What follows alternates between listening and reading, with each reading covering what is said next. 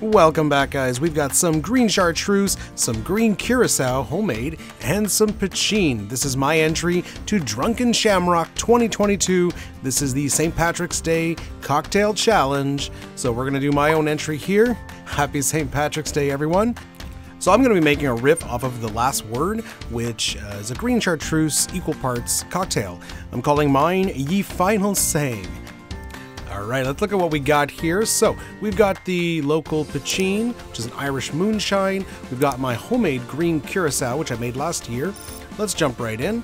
So, we're going to do 3/4 ounce of this local Poitín. So, Poitín is an Irish-style moonshine. Yes, technically this one is Canadian, but it's made in the traditional Irish style from Ogham Distilleries here in Ottawa, Canada.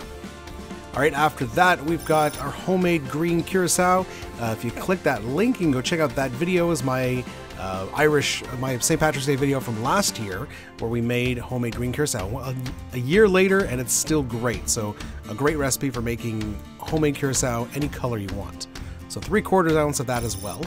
3/4 ounce of Green Chartreuse is our next ingredient.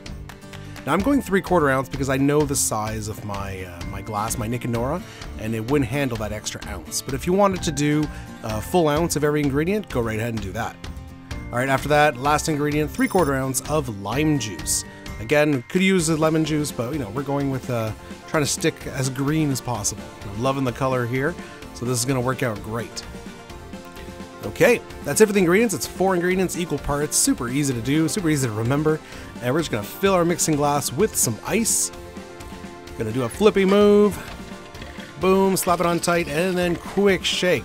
Nothing fancy here, just a hard shake for 10-15 seconds. Good to go. As I mentioned, we are serving this one in one of my favorite Nick and Nora glasses. It's been chilling like a villain in the freezer. And we're gonna double strain because I did shake that pretty hard. We don't want ice chips in there. So give it a pour. There you go. See? So if I went with a full ounce of each ingredient, I would have too much here and it would overflow. So perfect.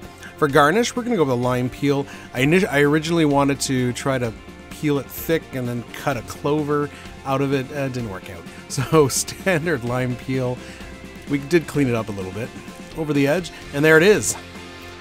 There's my cocktail. There is Ye Final Saying, a last word riff using Poitín and Green Curaçao to give it that green color.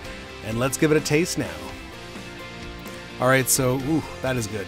So right off the bat, very citrusy, the orange from the Curaçao and the lime. It's very citrusy undertones, but you immediately get the chartreuse, the herbal notes, and then it kind of evolves into the Poitín, which has really kind of earth tones, grain, grassy notes.